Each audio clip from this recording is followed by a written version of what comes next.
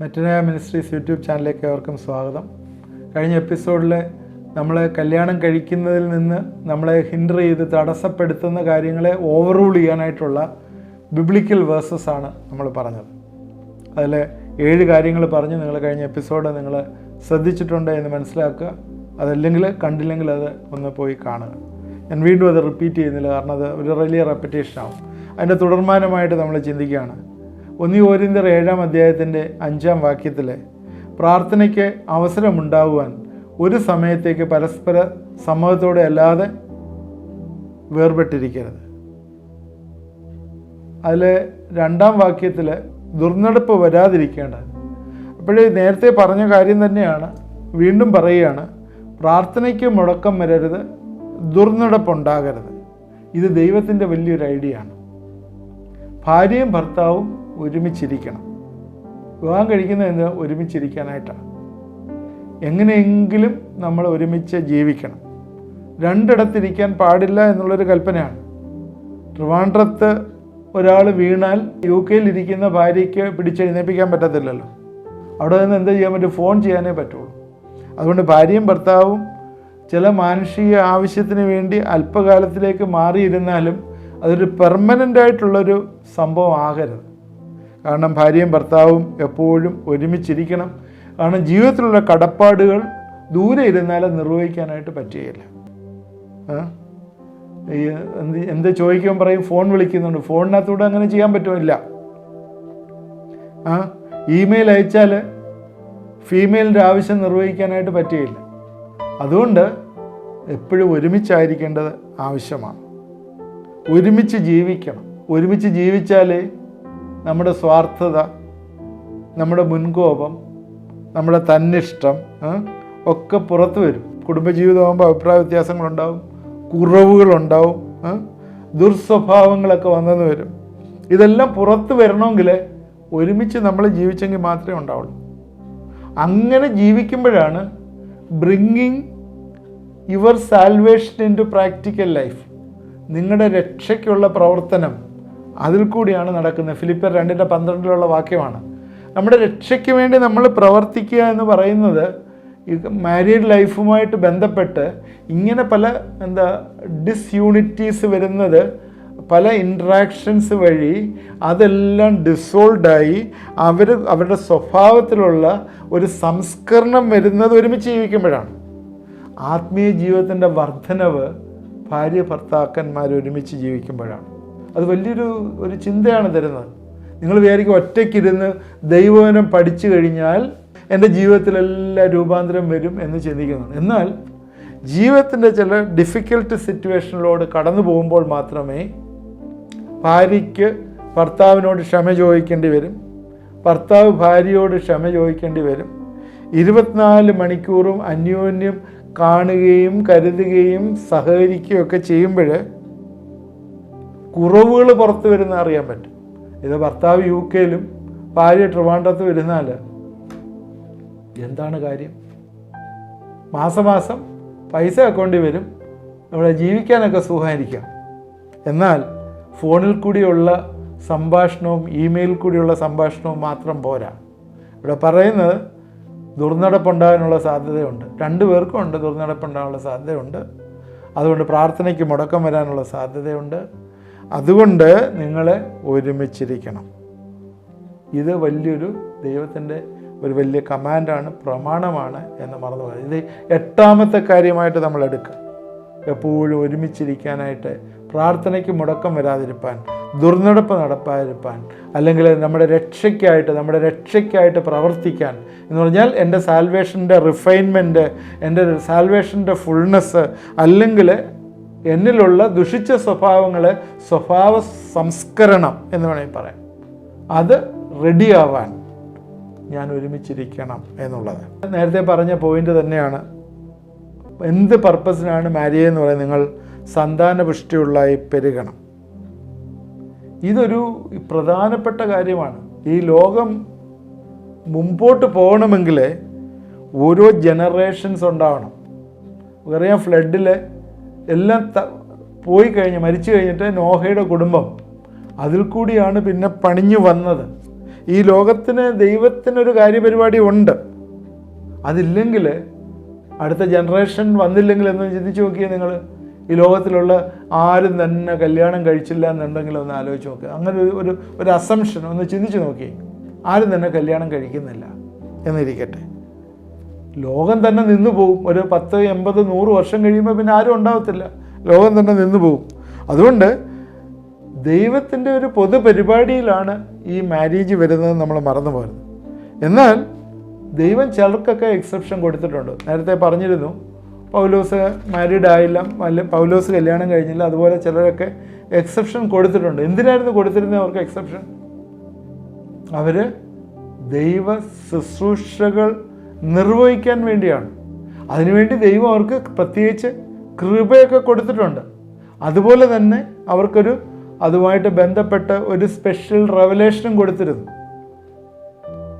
അത് ദൈവത്തിൻ്റെ കമാൻഡ്മെൻറ്റിനെതിരായിട്ട് അല്ലായിരുന്നു. എന്തുകൊണ്ടാണ് എതിരില്ലാത്ത?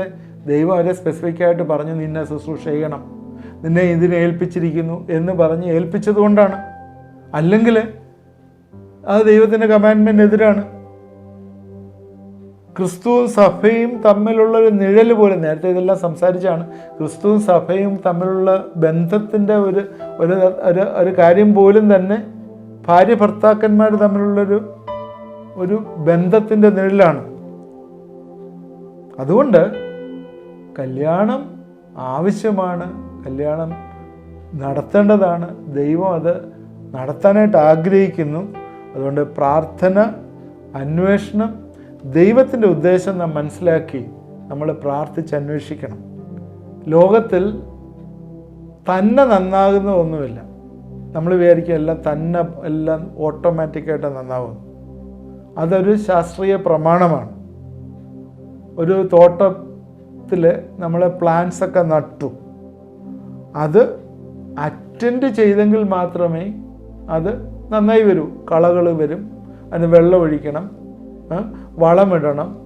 ആ സമയത്ത് അതിൻ്റെ ഇടയ്ക്കുള്ള കളകളൊക്കെ പിഴുത് കളഞ്ഞ് അതിനെ വേണ്ട രീതിയിൽ ട്രെയിൻ ചെയ്ത് കൊണ്ടുവന്നാലേ ഒന്നുകിൽ ഫലം കായ്ക്കുള്ളൂ, അല്ലെങ്കിൽ അതിൽ നിന്ന് എന്തെങ്കിലും ഫ്ലവേഴ്സ് ഉണ്ടാവുള്ളൂ. അതുകൊണ്ട് വിവാഹ ജീവിതത്തിൽ അത് മാരേജ് എന്ന് പറയുന്നത് ഇറ്റ്സ് ലൈക്ക് എ ഗാർഡൻ. ഒരു ഗാർഡൻ മെയിൻറ്റെയിൻ ചെയ്യുന്ന പോലെ തന്നെയാണ്. ശ്രദ്ധിക്കേണ്ട കാര്യങ്ങൾ ശ്രദ്ധിച്ചാൽ മാത്രമേ വിവാഹ ജീവിതം നന്നാവുകയുള്ളൂ. അത് പ്രത്യേകം ശ്രദ്ധിക്കേണ്ട കാര്യങ്ങൾ ശ്രദ്ധിച്ചെങ്കിൽ മാത്രമേ ഉള്ളൂ. അതുകൊണ്ടാണ് ഈ ലോകത്തിൻ്റെ മുമ്പിൽ ക്രിസ്തുവിനെയും സഭയെയും ഒരു മോഡൽ ആയിട്ട്, കുടുംബത്തിൻ്റെ ഒരു മോഡലായിട്ട് ചിത്രീകരിച്ച് വെച്ചിരിക്കുന്നത്. അതുകൊണ്ട് വിവാഹ ജീവിതം നല്ല രീതിയിൽ മെയിൻറ്റെയിൻ ചെയ്തു പോകാനുള്ള ഉത്തരവാദിത്വം ദൈവം നമ്മളെ ഭരമേൽപ്പിച്ചിട്ടുണ്ട്. അത് വേണ്ട രീതിയിൽ നമ്മൾ സൂക്ഷിച്ചില്ലെങ്കിൽ അത് നഷ്ടപ്പെട്ടു പോകാനുള്ള സാധ്യതകളുണ്ട്. അത് നമ്മൾ ശ്രദ്ധിക്കേണ്ട ആവശ്യമാണ്. അതുപോലെ തന്നെ വിവാഹത്തിന് മുഖാന്തരങ്ങൾ ദൈവം ഒരുക്കും. അത് പ്രത്യേകം ശ്രദ്ധിക്കുക.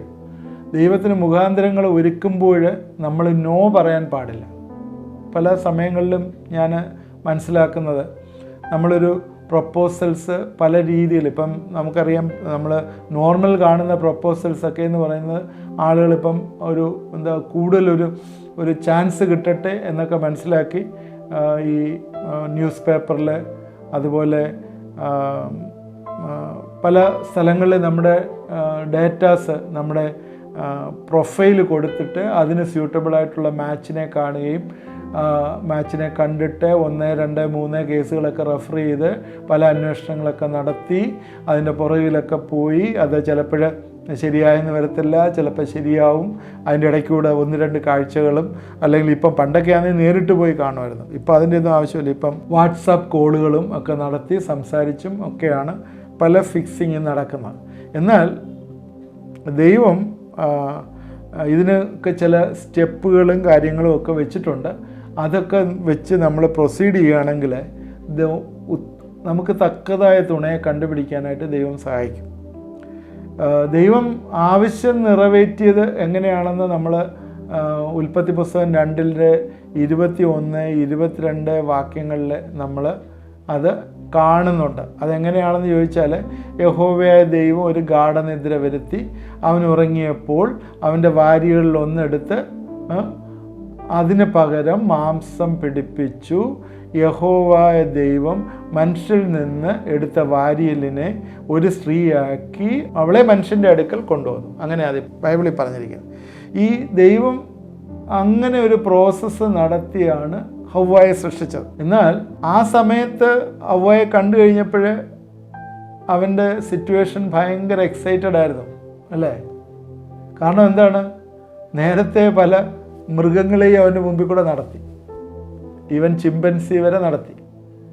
ഇന്നും അവന് ഇഷ്ടമായില്ല, അവന് മനസ്സിലൊരു സന്തോഷമില്ല. എന്നാൽ ഇപ്പം ദൈവം കൊണ്ടു കൊടുത്തപ്പോൾ അവൻ്റെ മനസ്സിൽ ഭയങ്കര സന്തോഷമായി ഇത് കണ്ടു കഴിഞ്ഞപ്പോഴത്തേക്ക്. ഉടനെ അവൻ പറയുകയാണ്, എൻ്റെ അസ്ഥിയിൽ നിന്ന് അസ്ഥിയും എൻ്റെ മാംസത്തിൽ നിന്നുള്ള മാംസവും എന്ന് പറയുന്ന ഒരു അനുഭവം വന്നു. അപ്പോഴിവിടെ ആ ഫെലോഷിപ്പ് ഒന്ന് പൂർണ്ണതയിലേക്ക് വരികയാണ്. ആ സന്തോഷം വന്നപ്പോഴാണ് ഫെലോഷിപ്പ് പൂർണ്ണതയിലേക്ക് വരുന്നത്. ശ്രദ്ധിക്കുക. അതുകൊണ്ട് നമ്മൾ ജീവിതത്തിൽ, പ്ലീസ് ആ പറയുന്ന സ്റ്റേറ്റ്മെൻറ്റ് ശ്രദ്ധിക്കുക, നമ്മുടെ ജീവിതത്തിൽ പൂർണ്ണത വരണമെങ്കിൽ ദൈവം തന്നിരിക്കുന്ന കമാൻഡാണ്, നിന്നിൽ നിന്ന് എടുത്തിരിക്കുന്ന ഒരു നാരി, നിന്നിൽ നിന്ന് ദൈവം എടുത്തിരിക്കുന്ന ഒരു നാരി നിൻ്റെ അടുത്തേക്ക് വരിക എന്നും, തിരിച്ച് നീ എവിടെ നിന്ന് എടുക്കപ്പെട്ടോ ആ പുരുഷനെ കണ്ടുപിടിക്കുക എന്നും ഉള്ള വലിയ ഉത്തരവാദിത്വം അതിനകത്ത് വന്നിരിക്കുന്നത്. അവിടെയാണ് പൂർണ്ണത വരുന്നതും സന്തോഷം വരുന്നതും. അതുകൊണ്ട് ആരെങ്കിലും കല്യാണം കഴിക്കാത്ത ആരെങ്കിലും ഇത് കേൾക്കുന്നുണ്ടെങ്കിൽ, നിങ്ങൾ മനഃപൂർവ്വം ഒഴിഞ്ഞു മാറി നിൽക്കുന്നുണ്ടെങ്കിൽ, നിങ്ങളുടെ ലൈഫിലെ സന്തോഷവും പൂർണ്ണതയും നിങ്ങൾക്ക് ഇതുവരെയും വന്നിട്ടില്ല. അത് നഷ്ടപ്പെട്ടിരിക്കുന്നു, അത് നഷ്ടപ്പെട്ടുകൊണ്ടിരിക്കുന്നു, അത് നഷ്ടപ്പെടും. ഈ 3 ടെൻസിലും ഞാനത് പറയട്ടെ. അത് നഷ്ടപ്പെട്ടു കൊണ്ടിരിക്കുന്നു, അത് പൂർണ്ണമായിട്ട് നഷ്ടപ്പെടും. അതുകൊണ്ട് ദൈവത്തിൻ്റെ കമാൻഡ് അനുസരിച്ച് മാരേജിലേക്ക് പോവുക എന്നുള്ളത് നമ്മൾ ഓർക്കുക. എന്നാൽ ഒരു കാര്യം പ്രത്യേകം ശ്രദ്ധിക്കണം. ജനസിസ്, ഉൽപ്പത്തി പുസ്തകം 3-ാം അധ്യായത്തിലെ 12-ാം വാക്യത്തിലോട്ട് ചെല്ലുമ്പോൾ ദൈവവും ആദാമും തമ്മിലൊരു സംഭാഷണമുണ്ട്. ആ 12-ാം വാക്യത്തിൽ ആദാമിനോട് ചോദിക്കുന്നു. എന്തോ ചോദിക്കുന്നേ? ഈ പാപം ചെയ്യാനായിട്ട് നിന്നെ പ്രേരിപ്പിച്ചത് ആരാണെന്ന് ചോദിക്കുമ്പോൾ ഉത്തരം, പാപം ചെയ്ത ശേഷം ആദാം പറയുന്ന ഉത്തരമാണ്. എന്തുവാണ് പറയുന്നത്? എന്നോടുകൂടെ ഇരിപ്പാൻ നീ തന്നിട്ടുള്ള സ്ത്രീ.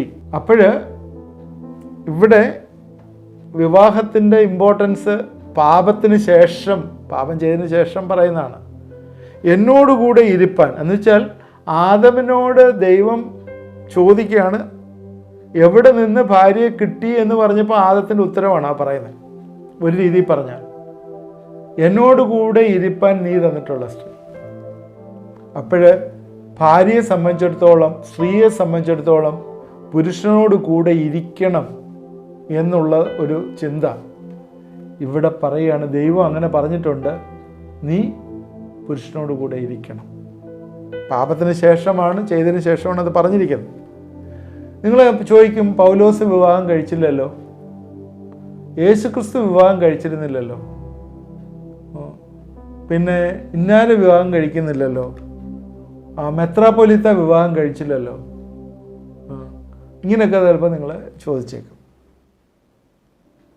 നേരത്തെ അത് പറഞ്ഞാണ്, അവരെല്ലാം തന്നെ ദൈവത്തിൻ്റെ ശുശ്രൂഷകൾ ചെയ്യുന്നവരായിരുന്നു. അവർക്കൊക്കെ പ്രത്യേക ദൈവകൃപ കൊടുത്തിരുന്നു. അവർക്കൊരു സ്പെഷ്യൽ റെവലേഷൻ അതിനകത്തുണ്ടായിരുന്നു. നിങ്ങളൊക്കെ ഇപ്പം പൂർണ്ണമായിട്ട് ദൈവത്തിൻ്റെ വേല ചെയ്തുകൊണ്ടിരിക്കുന്നവരാണോ? അങ്ങനെയാണെങ്കിൽ ദൈവം ചിലപ്പോൾ നിങ്ങളെ ഗൈഡ് ചെയ്യും. ഓക്കെ, IT വർക്ക് ചെയ്യുക 30 വർഷമായിട്ട് അല്ലെങ്കിൽ 15 വർഷമായിട്ട് IT വർക്ക് ചെയ്യുക, ഇപ്പോൾ 40 വയസ്സായി കല്യാണം കഴിക്കാതെ നിൽക്കുക, അതാണോ ദൈവത്തിൻ്റെ റെവലേഷൻ? അല്ല. അത് നിങ്ങൾ ദൈവത്തിൻ്റെ കൽപ്പനകൾ വിശ്വാസിയാണെന്ന് പറയുകയും ദൈവത്തിൻ്റെ കൽപ്പനകൾ പൂർണ്ണമായിട്ട് അതിനെതിരായിട്ട് ജീവിക്കുകയും ചെയ്യുകയാണ്. എങ്ങനെയാണ് വിശ്വാസിയാകുക? അതുകൊണ്ട് ഞാൻ പറയുന്നത്, ദൈവവചനപ്രകാരം പറയുന്നു, നിങ്ങളുടെ മനസ്സ് പിശാച് കുരുടാക്കി കളഞ്ഞിരിക്കുകയാണ്. ഇക്കാര്യത്തിൽ ദൈവത്തിൻ്റെ കൽപ്പന അനുസരിക്കാതിരിക്കുവാൻ നിങ്ങളുടെ മനസ്സ് കുരുടാക്കി കളഞ്ഞിരിക്കുകയാണ്. കാരണം ബൈബിളിൽ എല്ലായിടവും പറഞ്ഞിട്ടുണ്ട്. എന്നാൽ അത് ഞാൻ അനുസരിക്കുന്നില്ല. അനുസരിക്കാത്തത് കാരണം നിങ്ങൾ ദൈവത്തിനല്ല ഇപ്പോൾ കീഴ്പ്പെട്ടിരിക്കുന്നത്, പിശാചിനാണ് കീഴ്പ്പെട്ടിരിക്കുന്നത്. ഞാൻ പറഞ്ഞതിനകത്ത് എന്തെങ്കിലും തെറ്റുണ്ടോ? ഉണ്ടെങ്കിൽ, ഞാൻ പറഞ്ഞത് നിങ്ങൾ കേട്ടിരിക്കുന്നത് തെറ്റുണ്ടെങ്കിൽ ആ കമൻറ്റ് ബോക്സിൽ നിങ്ങൾ ഇടുക. കാരണം പൗലോസ് വിവാഹം കഴിച്ചിട്ടില്ല, യേശുക്രിസ്തു വിവാഹം കഴിച്ചിട്ടില്ല എന്നൊക്കെ പറഞ്ഞിട്ട് ഞാനും വിവാഹം കഴിക്കുന്നില്ല എന്ന് പറയുകയാണെങ്കിൽ അത് ദൈവകൽപ്പനയ്ക്ക് വിരോധമാണ്, ദൈവം പറഞ്ഞിരിക്കുന്ന കമാൻഡിന് വിരോധമാണ്. അത് തെറ്റാണ് എന്നാണ് ഞാൻ പറയുന്നത്. അത് ശരിയാണെങ്കിൽ നിങ്ങൾ ആ കമൻറ്റ് ബോക്സിൽ ഇടുക, ഞാൻ വിശ്വസിക്കുന്ന അങ്ങനെയല്ല, അത് ശരിയാണ്, അതിന് കാരണം കാണിച്ചിട്ട് അത് കമൻറ്റ് ബോക്സിലിടുക. അതിന് ഞാൻ ഉത്തരം തരാം. അതുകൊണ്ട് ദൈവത്തിൻ്റെ ശുശ്രൂഷകൾ ചെയ്യുവാനായിട്ട് ദൈവം സ്പെഷ്യലായിട്ട് റെവലേഷൻ നടത്തിയിട്ടുണ്ടെങ്കിൽ ഓക്കെ, നിങ്ങൾ വിട്ടുകളയുക, കല്യാണം കഴിക്കേണ്ട. അല്ലെങ്കിൽ ഞാൻ നിങ്ങളോട് പറയുന്നത്, പിശാച് തന്നെ നിങ്ങളിൽ പ്രവർത്തിക്കുകയാണ്. ഈ നാളുകളിൽ ദൈവവചന പ്രകാരം ധ്യാനിക്കുകയും പ്രാർത്ഥിക്കുകയും ചെയ്താൽ, നിങ്ങൾ പ്രാർത്ഥിക്കുകയും അന്വേഷിക്കുകയും ദൈവഹിതം എന്താണെന്ന് മനസ്സിലാക്കി തക്കതായ തുണയെ നിങ്ങൾ കണ്ടുപിടിക്കുകയും ചെയ്യും. അത് ദൈവം ഒരുക്കിയിട്ടുണ്ട്. ഇന്നത്തെ ചിന്തകളെ നമുക്ക് പ്രയോജനമുള്ളതായി എന്ന് ഞാൻ വിചാരിക്കുന്നു. മാരേജിൻ്റെ ഒരുക്കത്തെക്കുറിച്ചും ഉള്ള ചില കാര്യങ്ങളൂടെ അടുത്ത എപ്പിസോഡിൽ പറയാം. പറഞ്ഞതിന് ശേഷം റോൾസിലേക്ക് നമുക്ക് ചിന്തിക്കാം എന്ന് വിചാരിക്കുന്നു. തീർച്ചയായും ഇത് തുടർമാനമായി കാണുക. നിങ്ങളുടെ കമൻറ്റുകൾ കമൻറ്റ് ബോക്സിൽ ഇടുക. നിങ്ങൾ ഇട്ടാൽ അതിന് റിപ്ലൈ തരുന്നതാണ്. നിങ്ങൾ പ്രാർത്ഥിക്കുന്നതാണ്. പ്രയർ റിക്വസ്റ്റുകൾ തന്നാൽ പ്രാർത്ഥിക്കുന്നതാണ്. എന്നോട് ചേർന്ന് നിന്ന് പ്രാർത്ഥിക്കുക. എവിടെയെങ്കിലുമൊക്കെ പിശാച് കെട്ടിവെച്ചിരിക്കുന്നുണ്ടെങ്കിൽ ദൈവത്തിൻ്റെ കൽപ്പനകളനുസരിച്ച് മുമ്പോട്ട് പോകാൻ ദൈവം കൃപ തരുവാനായിട്ട് ഈ വലിയ റിലീസ് ഉണ്ടാകും. പ്രാർത്ഥിക്കാം. ദൈവമായ കർത്താവേ, എന്നോട് ചേർന്ന് ചില മാതാപിതാക്കളെ പ്രാർത്ഥിക്കുന്നു. ദൈവമേ, വിവാഹത്തിലേക്ക് പ്രവേശിക്കുന്നതിൽ വന്ന തടസ്സങ്ങളെ യേശുവിൻ്റെ നാമത്തിൽ ഞങ്ങളെ കർത്താവെ ഇപ്പോഴേ ബ്രേക്ക് ചെയ്ത് പ്രാർത്ഥിക്കുന്നു. കുഞ്ഞുങ്ങൾക്കെല്ലാം വിവാഹം വന്നു ചേരട്ടെ എന്ന് പ്രാർത്ഥിക്കുന്നു. കർത്താവെ, തടസ്സപ്പെട്ടിരിക്കുന്നതൊക്കെ റിലീസ് ചെയ്യട്ടെ എന്ന് പ്രാർത്ഥിക്കുന്നു. എൻ്റെ കരങ്ങളിലേക്ക് ഏൽപ്പിക്കുന്ന, എന്നോട് ചേർന്ന് പ്രാർത്ഥിക്കുന്ന മാതാപിതാക്കളുടെയൊക്കെ ജീവിതത്തിലെ അവരുടെ പ്രയാസങ്ങളുടെ മധ്യത്തിൽ, നെടുവീർപ്പുള്ള മധ്യത്തിൽ ദൈവമേ നീ ഈ ദിവസങ്ങളിൽ ഉത്തരം കൊടുക്കുകയും സഹായിക്കുകയും ചെയ്യണമെന്ന് പ്രാർത്ഥിക്കുന്നു. അതുപോലെ കർത്താവെ, ദൂരദേശങ്ങളിൽ പാർക്കുന്നവരെ, കല്യാണം കഴിഞ്ഞിട്ട് ദൂരദേശങ്ങളിൽ പാർക്കുന്ന, ഒരുമിച്ചാകാതിരിക്കുന്നവരെ ദൈവകരങ്ങളിലേക്ക് സമർപ്പിച്ച് ഞങ്ങളെ പ്രാർത്ഥിക്കുന്നു. കർത്താവെ, ഈ നാളുകളിൽ അവർ ഒരുമിച്ച് ജീവിപ്പാനായിട്ട്, കുടുംബമായിട്ട് ജീവിപ്പാനായിട്ട് കർത്താവെ നീ സഹായിക്കണമേ. അവരുടെ ട്രാൻസ്ഫർ അങ്ങനെയുള്ള കാര്യങ്ങളൊക്കെ നീ ഒരുക്കി കൊടുക്കുകയും സഹായിക്കുകയും ചെയ്യണമേ. കുടുംബത്തിലെ കുഞ്ഞുങ്ങളെ നോക്കുവാനായിട്ട്, അവരോട് ഇരിപ്പാനായിട്ടുള്ള കൃപ നീ കൊടുക്കുകയും സഹായിക്കുകയും ചെയ്യണമേ. പ്രാർത്ഥന കേട്ടോർത്ത് സ്തോത്രം. യേശു ക്രിസ്തുവിൻ്റെ നാമത്തിൽ പ്രാർത്ഥിക്കുന്നു, കേൾക്കുമാറാണമേ. ആമേൻ. ഇത് കണ്ടുകൊണ്ടിരുന്ന എല്ലാവരും ദൈവം അനുഗ്രഹിക്കട്ടെ. ഇത് നിങ്ങളുടെ പ്രയർ റിക്വസ്റ്റുകൾ നിങ്ങൾ വാട്സാപ്പ് നമ്പറിൽ അയച്ചു തന്നാൽ ഞങ്ങൾ പ്രാർത്ഥിക്കുന്നതാണ്. ഇത് മറ്റുള്ളവർക്ക് നിങ്ങൾ ഷെയർ ചെയ്ത് കൊടുക്കുക. കമൻറ്റുകളുണ്ടെങ്കിൽ കമൻറ്റ് ബോക്സിൽ ഇടുക. ആദ്യമായിട്ട് കാണുന്നവർ സബ്സ്ക്രൈബ് ചെയ്യുക. ദൈവം നമ്മളെ എല്ലാവരെയും അനുഗ്രഹിക്കട്ടെ.